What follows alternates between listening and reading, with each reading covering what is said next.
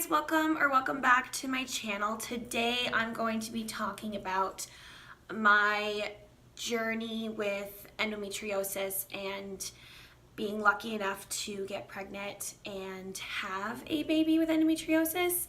I know when I was pregnant with having this disease, and I didn't see as many videos with people who having endometriosis go through this, so I thought maybe this could help people who do have this disease, or people who don't know about it but want to learn more, or know someone that suffer, anything like that. So if you see me looking down a little bit, I just looked up some statistics and some facts, just because I wouldn't be able to remember all of it right off the top of my head.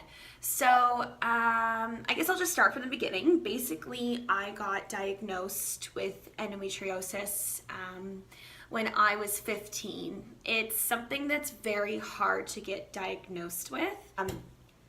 Basically, I found a good definition of endometriosis that's scientific but not too scientific where you're like, what are you saying? So endometriosis is the abnormal growth of cells similar to those that form inside of the uterus but in a location outside of the uterus. It's very, very painful. It's a chronic pain disease. There is no cure, unfortunately. Hopefully we can find a cure soon and one day. Some facts about endometriosis is the cause of why women get it. We don't know. They haven't figured out why women get this disease.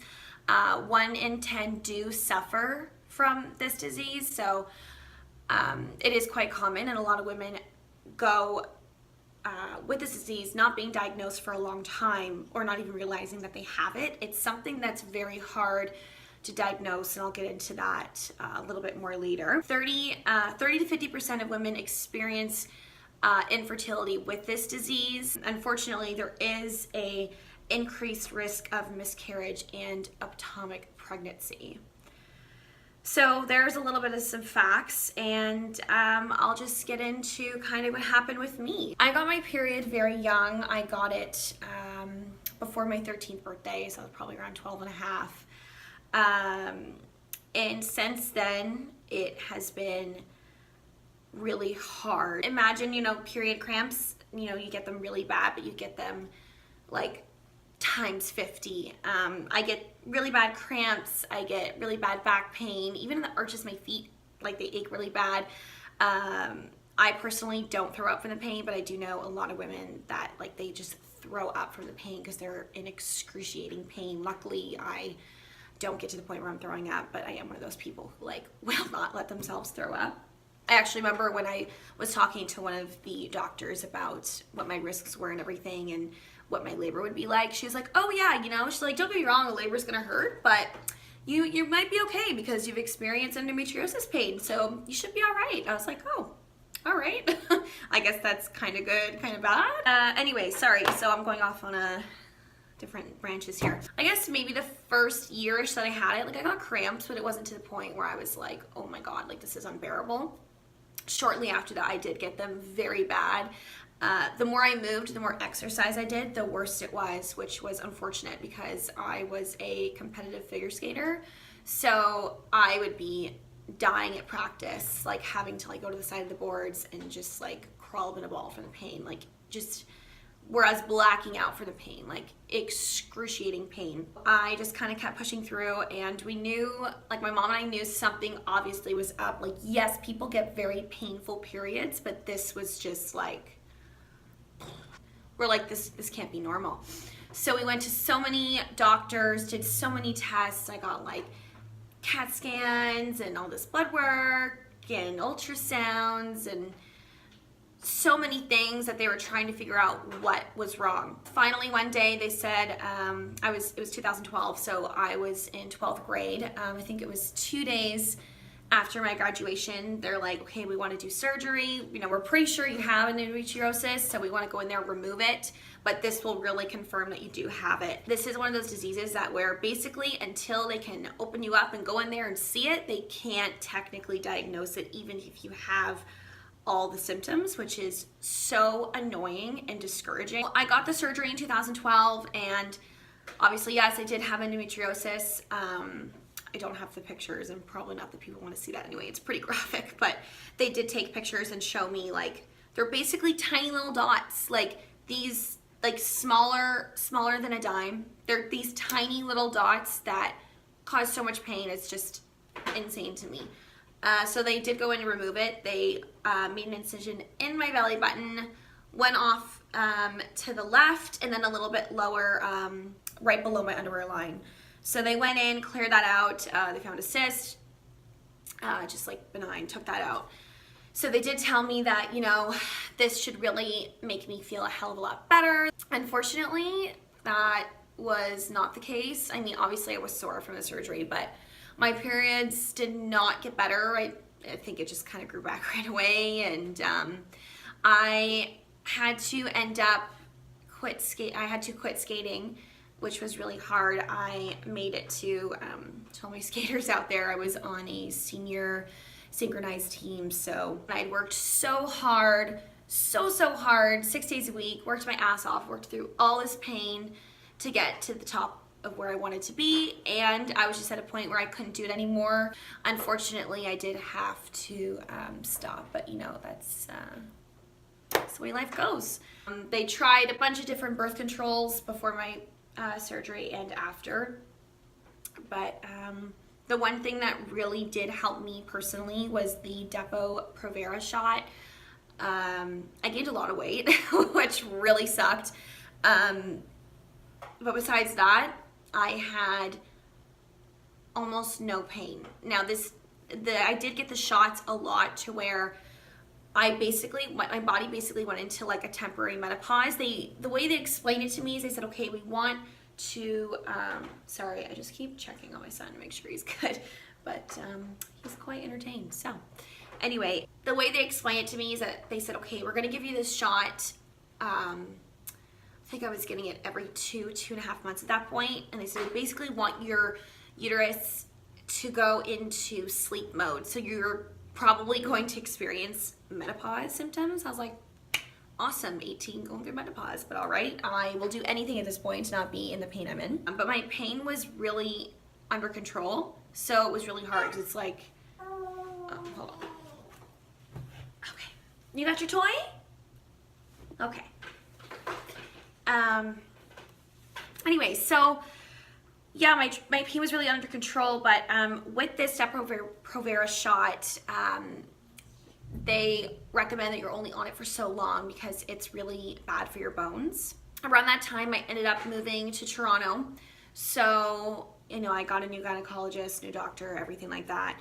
This is where things took an interesting turn for me. The gynecologist I saw, you know, I informed, you know, obviously he had all my records of everything, and I guess he thought it was his responsibility as a doctor, even though I had talked about it before. You know, he just wanted to explain endometriosis again to me, which was fine. I was like, okay.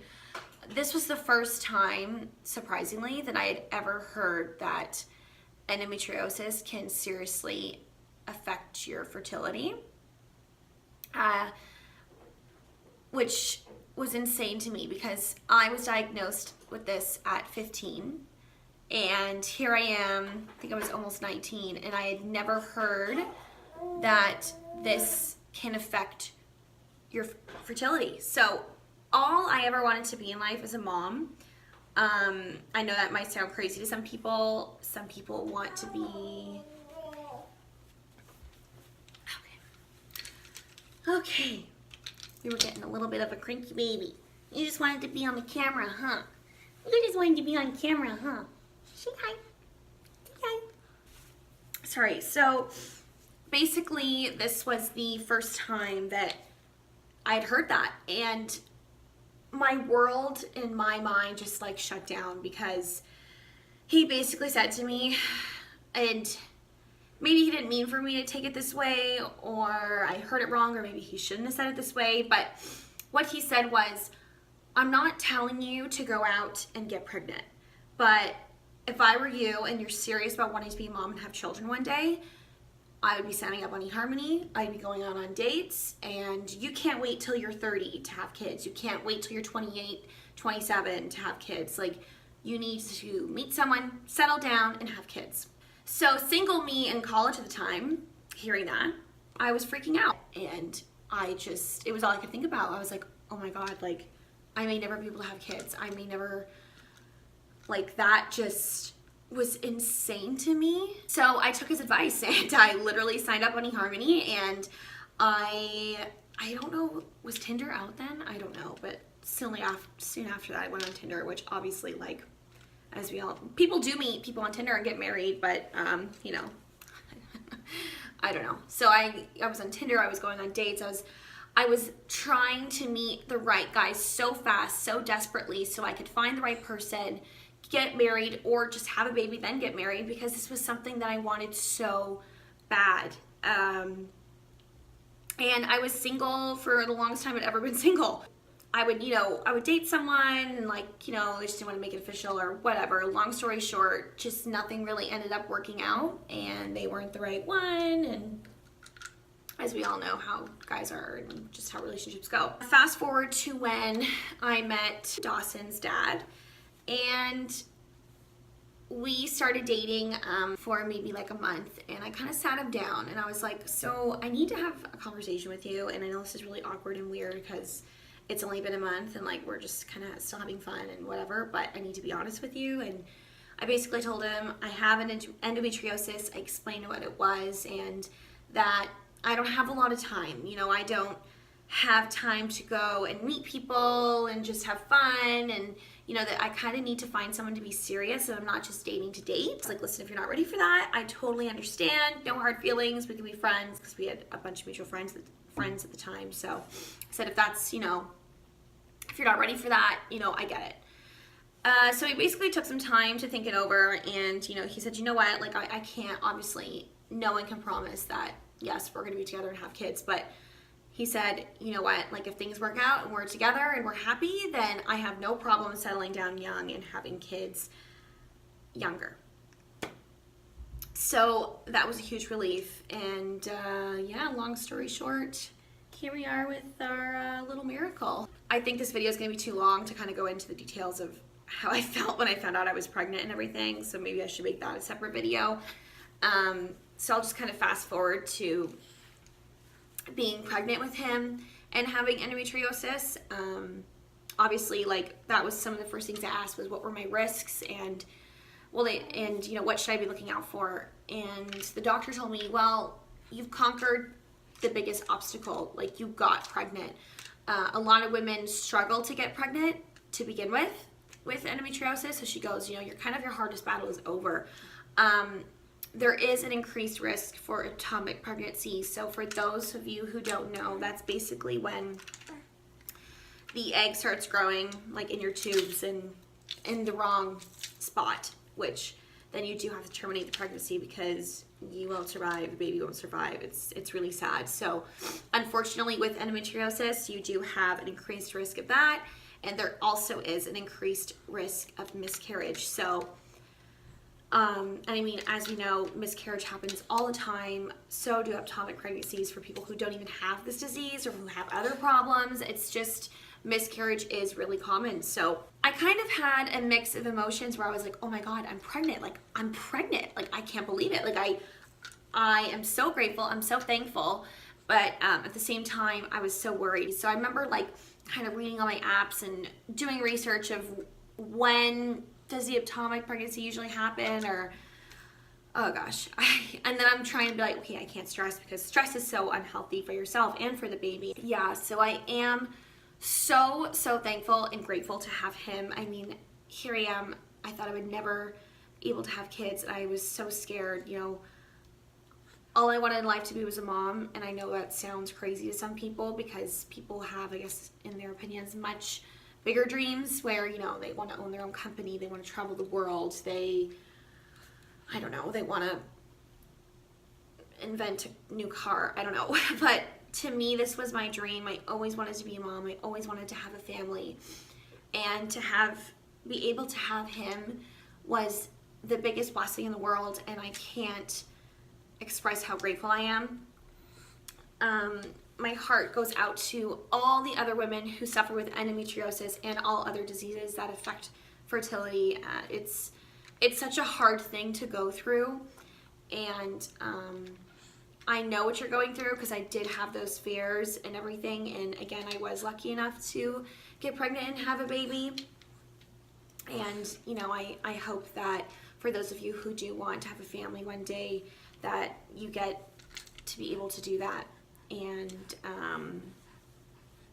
yeah, so I hope this was helpful to some people out there, and I hope I hope I explained it well and it wasn't like too confusing and going off on like 50 different branches. But I hope this was helpful to some of you and gives you hope, and you know, makes you think that, you know, if I was able to get pregnant, maybe you will too.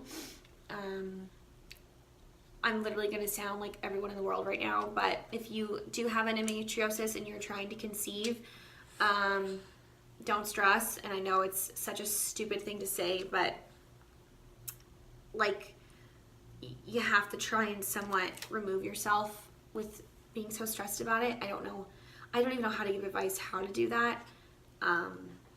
Somehow when I met Austin, like, although I did tell him what was going on, I kind of just tried to relax a bit. And I, to be honest, I don't even know what I really did to help. And I know that's not very helpful, but whether you know, have to go for a walk, or you pray, or you hang out with your family, or you meditate, or whatever it is, speak to someone, go to a counselor, try to not stress about it, because obviously that is one of the worst things for you. And just know that you're doing everything you can to have a baby, and you know, whether you do have a baby or you adopt, or you just have to try to get the negative thoughts out of your head. So again, I really hope this was helpful for some people out there struggling.